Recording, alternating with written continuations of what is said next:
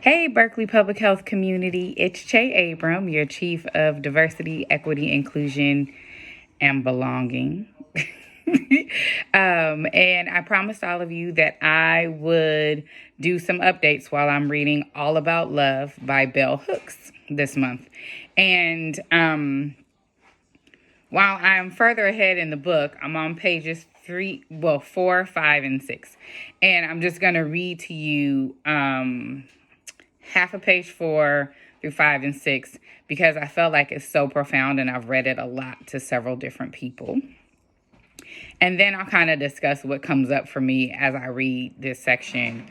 But this is where she first introduces a definition of love that I am just like in awe about. So, and this is about halfway down on page 4. Imagine how much easier it would be for us to learn how to love if we began with a shared definition. The word love is most often defined as a noun, yet all the more astute theorists of love acknowledge that we would all love better if we use it as a verb. I spent years searching for a meaningful definition of the word love and was deeply relieved when I found one in psychiatrist M. Scott Peck's classic self-help book, The Road Less Traveled, first published in 1978. Echoing the work of Erich Fromm, he defines love as the will to extend oneself for the purpose of nurturing one's own or another's spiritual growth. The will to extend oneself for the purpose of nurturing one's own or another's spiritual growth. Explaining further, he continues, love is as love does. Love is an action of will, namely, both in intention and in action. Will also implies choice. We do not have to love, we choose to love. Since the choice must be made to nurture growth, this definition counters the more widely accepted assumption that we love instinctually. Everyone who has witnessed the growth process of a child from the moment of birth on sees clearly that before language is known, before the identity of caretakers is recognized, babies respond to affectionate care. Usually they respond with sounds or looks of pleasure. As they grow older, they respond to affectionate care by giving affection, cooing at the sight of a welcomed caretaker. Affection is only one ingredient of love. To truly love, we must learn to mix various ingredients: care, affection, recognition, respect, commitment, and trust, as well as honest and open communication. Learning faulty definitions of love when we are quite young makes it difficult to be loving as we grow older. We start out committed to the right path, but go in the wrong direction. Most of us learn early on to think of love as a feeling. When we feel deeply drawn to someone, we cathect with them. That is, we invest feelings or emotions in them. That process of investment wherein a loved one becomes important to us is called cathexis. In this book, Peck rightly emphasizes that most of us confuse cathecting with loving.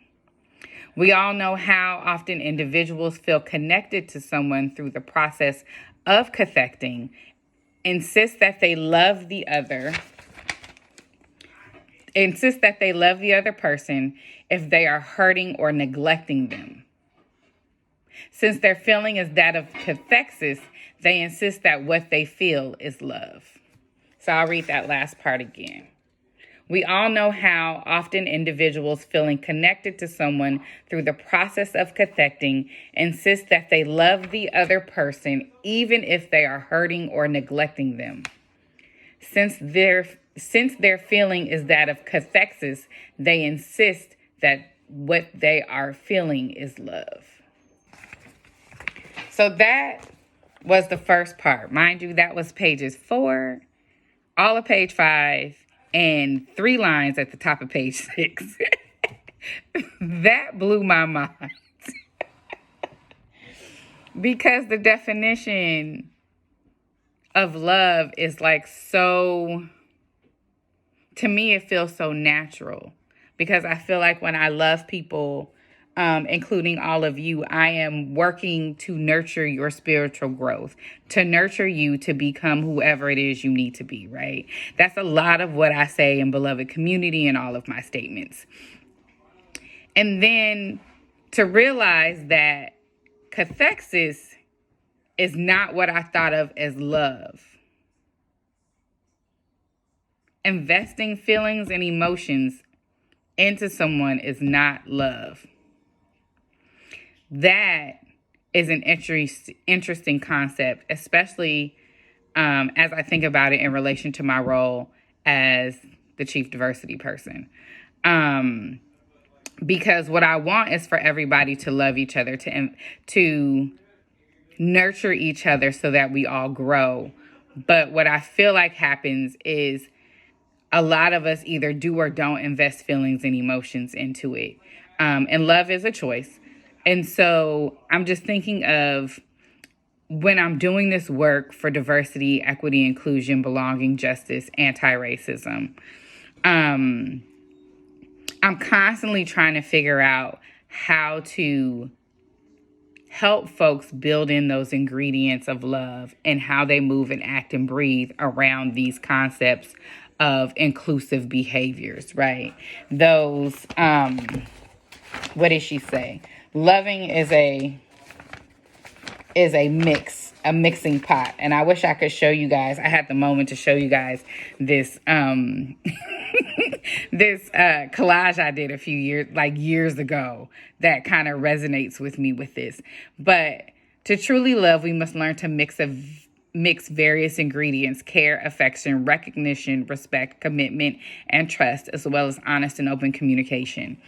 That is the pure core of what we're doing in our diversity work and anti-racism work, right? That's the pure core of what we want from each other in every facet of what we do. And so it's nice to read this book and kind of have that ability to step back and recharge and figure out in a non-academic way, but to get to this like heart-centered way of moving in the work. Which sounds warm and cozy and impossible. However, impossibilities are possibilities that we haven't seen yet. So with that, I leave you. And next week, I'll reflect on kind of where I am in the book. But it is my goal to finish this book by the end of this month. I've been reading it for a year and a half. And it's so powerful. Again, that was like a page and a half worth of content. I'm on page like 90 something. It is the deepest, most powerful thing I've ever done. And it's completely shifted my interactions with people. It shifted how I interact with myself. And it makes me it makes me more authentic. So anyway, so those are my thoughts so far. They may not make sense. However, we're going on this journey together. See you all soon.